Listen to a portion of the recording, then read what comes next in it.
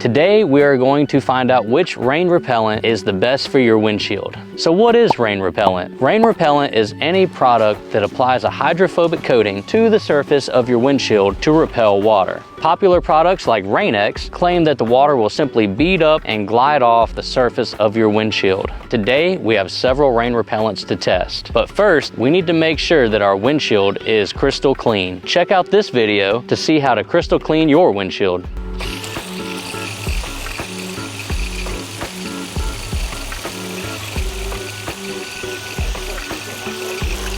So we can clearly see that the OG Rain-X is doing the best job of repelling the water off of the windshield, and then the other two seem to be very comparable. Rain-X, very impressive. I'm about to drive to Georgia, get some miles on this, and then when I get back, we're going to do another test just like this to see how well they're holding up after 1,000+ miles and a week of driving.